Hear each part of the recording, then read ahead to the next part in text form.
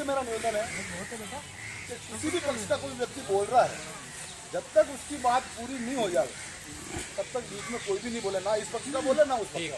बहुत बढ़िया बात। मेरा ये निवेदन है और बिल्कुल शालीनता से और बहुत ही ठंडे दिमाग से अपनी बात को रखें, क्योंकि वैसे भी अपना समाज बहुत पीछे जा रहा है, बहुत पिछड़ा हुआ है, बहुत गिरा हुआ है, बहुत बिखरा हुआ है। तो हमारा उद्देश्य समाज को एक करना, हमें समाज को बिखेरना नहीं है।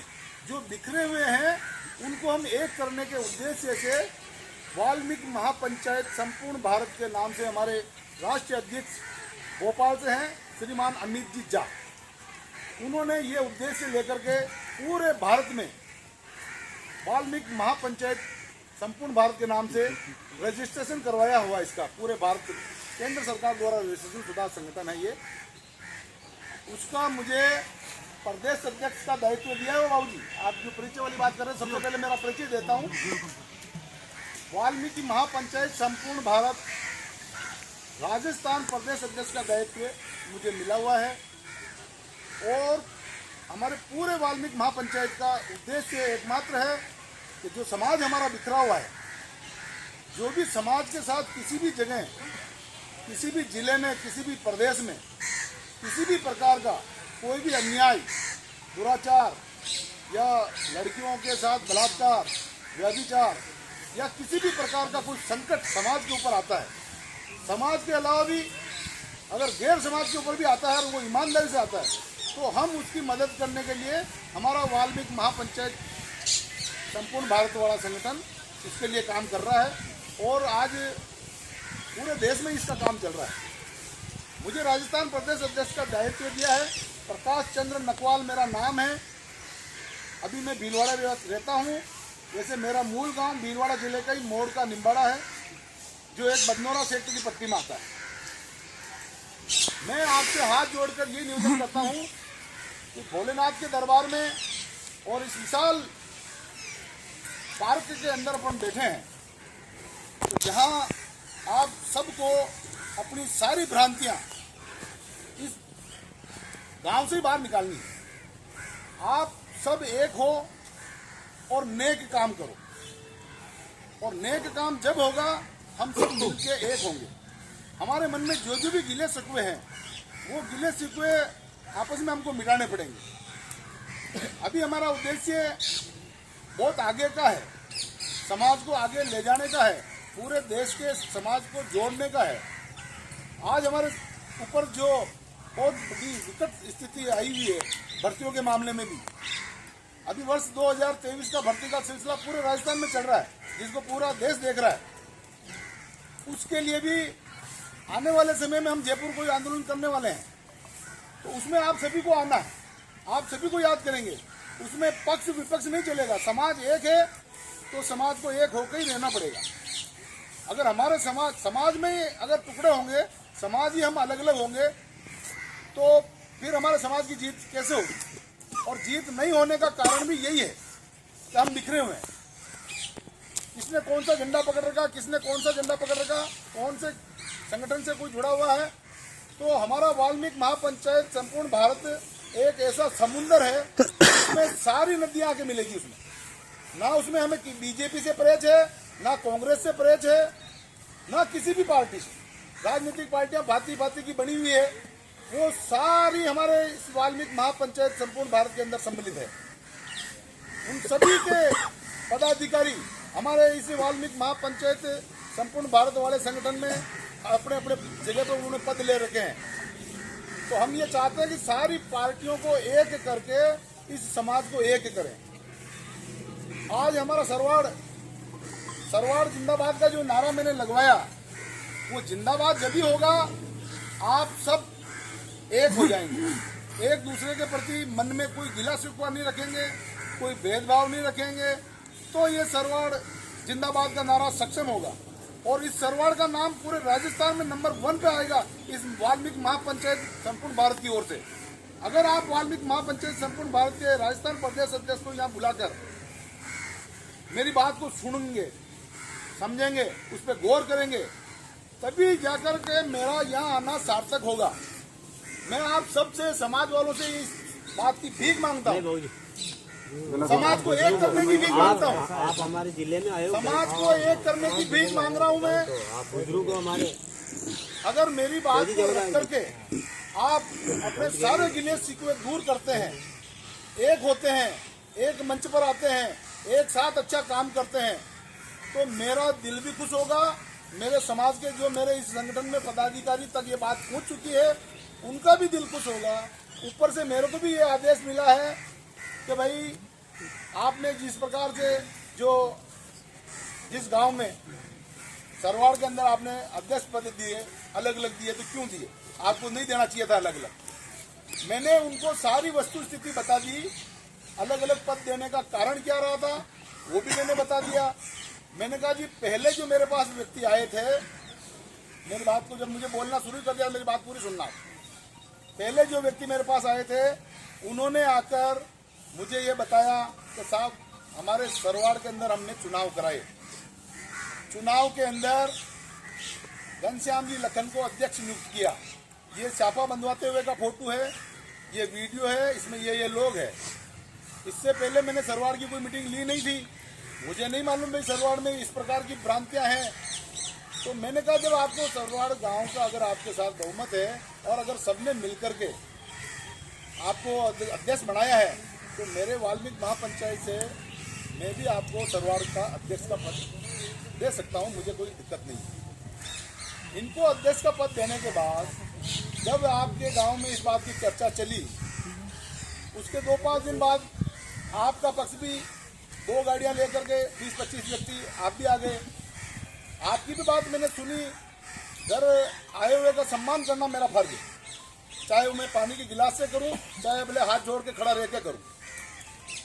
आपकी बात को मैंने पूरा सुना और सुन करके मुझे ये लगा कि भाई हम सरवाड़ गांव के रहने वाले हैं, वहीं के निवासी हैं और हमारा बहुमत इतना है, इतने जने हमारे साथ में हैं और हमारी सबकी इच्छा है कि भाई हम तेजपाल को अध्यक्ष बनाना चाहते हैं।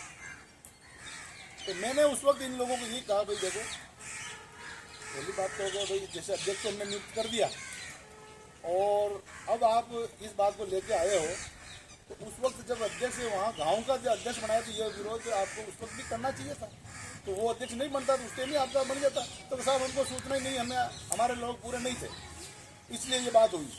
कोई बात नहीं, हमने उस बात का समाधान निकालने के लिए मैंने ये कहा भाई देखो अगर बहुमत आपका है कोई दिक्कत नहीं, वो भी बड़े बुजुर्ग हैं और हम उनसे निवेदन करके उनको हम सरवाड़ के बजाय तहसील में पद दे देंगे, ये मैंने निवेदन किया था। मेरी बात को पूरा ध्यान से सुन लेना।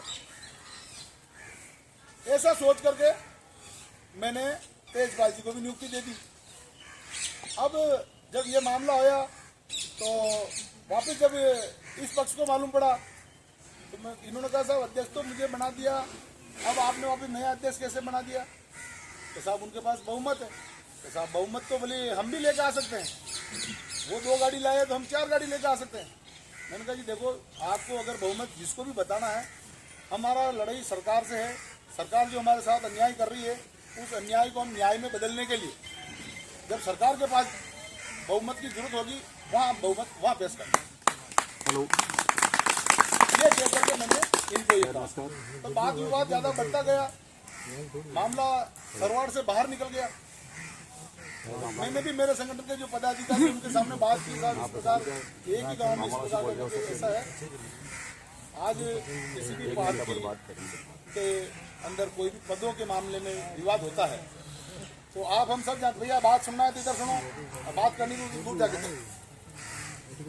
पदों का विवाद किसी भी पार्टी में चलता है, चाहे वो बीजेपी हो, कांग्रेस हो, आप हो, जाप हो, कोई भी हो, विवाद होता है। उस स्थिति में क्या होता है, वहाँ चुनाव कराना पड़ता है।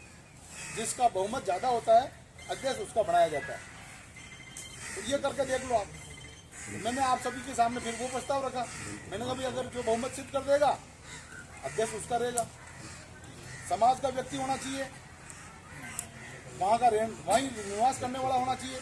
अब ये अपने को ये नहीं देखना है कि कोई 50 साल से रह रहा है या 10 साल से रह रहा है, 20 साल से रह रहा है। समाज का व्यक्ति समाज के किस व्यक्ति का समर्थन करता है, ये चीज देखनी है। और ये बात ही मैंने आपसे भी कही थी, इनसे भी कही थी। रहा सवाल ये लोकल और बाहर वाले का। लोकल और बाहर वाले में ये अपना भेद अपने को समाज को मिटाना पड़ेगा। आज इस देश के अंदर बाहर से आके जो लोग रहे वो भी अपने देश में वोटिंग कर रहे हैं।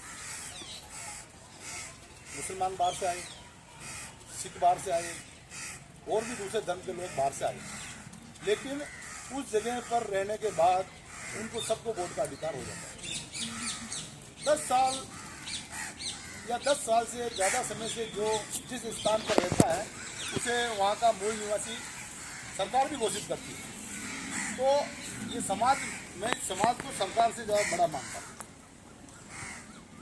इसलिए मेरा आप सभी से निवेदन है कि भाई विवाद को ख़त्म करना है तो जैसे जिसका बहुमत हो वो अध्यक्ष बन जाओ, और जिसका बहुमत नहीं है उसको उपाध्यक्ष का पद दे देंगे। इसमें तो कोई हो रहा है नहीं। और दोनों अध्यक्ष और उपाध्यक्ष मिलकर के इस सरवाड़ का विकास करेंगे, सरवाड़ में रहने वाली समाज का विकास करेंगे। अब कुछ न कुछ तो अपने को कहीं ना कहीं तो कॉम्प्रोमाइज करना पड़ेगा। मेरी बात अन्यथा ना लेवे। मैं इस परमात्मा को साक्षी मानकर कह रहा हूँ, मैं किसी का पक्ष नहीं कर रहा हूँ, ना किसी के विपक्ष में बोल रहा हूँ। मेरा ध्येय, मेरा लक्ष्य यही है कि सरवाड़ में आज इतने सालों से जो जिस प्रकार की भ्रांतियां हैं, जिस प्रकार का मन मुटाव है, उस मन मुटाव को आप खत्म कर दोगे तो हमारा यहाँ आना सार्थक होगा। और मैं आपके मन मुटाव को खत्म करने की भीख मांग रहा हूँ। समाज को एक करने के लिए मैं आपसे ये भीख मांग रहा हूँ। भीख मांग के मैं आपसे पैसे नहीं मांग रहा हूँ, कोई शुल्क नहीं मांग रहा हूँ, मेरे लिए कोई साधन नहीं मांग रहा हूँ। मैं इस बात की भीख मांग रहा हूँ कि आप सरवाड़ वाले जो इतने सालों से विवादग्रस्त हैं, इस विवाद को मिटाने के लिए आप जो भी प्रयास कर सके, जिसको भी जिस भाषा में समझना पड़े, प्रेम की भाषा में, उस प्रेम की भाषा से आपस में एक दूसरे को कंप्रोमाइज करके हम सबको एक होकर के इस मामले को आगे बढ़ाना है। और आगे भी हमको अभी तक तो संघर्ष बहुत करना है, सिर्फ सरवाड़ को एक करने से नहीं, समाज में जहाँ जहाँ भी बिखराव है, सब जगह से आ रहे हैं, सब जगह जा रहे हैं। अब ये परमात्मा की कृपा समझो, चाहे समाज की कृपा समझो, कुल मिला के कृपा है। अभी मैंने आप सभी को जिस टाइम वीडियो कॉल आया, मैंने उसको बोला नहीं था कि मेरा वीडियो कॉल करना। उसने कहा साहब हम बीकानेर में आज ये धरना प्रदर्शन कर रहे हैं, इतने लोग मेरे साथ में है, 300 लोग। वीडियो कॉल मैंने कहा ऐसे कैसे पता चलेगा, तुम तो इसलिए मैं कहता हूँ मेरे साथ 2000 आदमी है। तो साहब आप कहो मैं वीडियो कॉल करूँ, कर दो भाई। वीडियो कॉल की उसने, बेकायदा बात की, आप सभी को मैंने वो वीडियो कॉल भी बताई। तो अपना समाज का वर्चस्व धीरे धीरे आगे बढ़ रहा है, मजबूत हो रहा है। और इसमें पीछे नहीं हटना, अपने को किसी भी गांव को पीछे नहीं जाना, हमेशा हमको आगे जाना, हमारे समाज के व्यक्तियों को आगे जाना है।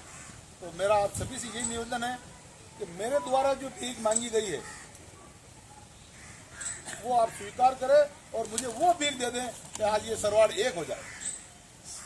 मैं यही कहकर के मेरी बात खत्म करता हूँ।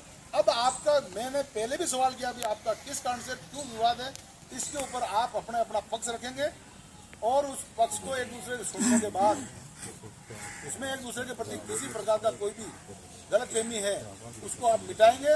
तो अभी हमारे बीच में सरवाड़ में रहने वालों के अलावा केकड़ी से बुलाए हुए हमारे संदीप कुशवाहा आए हैं, सभी जानते हैं, लेकिन मेरी तरफ से बुलाया मैंने, तो मैं आपको परिचय दूंगा। बाबूजी ने कहा पहले परिचय देना सबसे पहले जरूरी है। अब जो भी व्यक्ति इस जजन पे बोलने से पहले वो अपना परिचय खुद और दे, यही कहकर मैं अपना स्थान ग्रहण करता हूँ। धन्यवाद।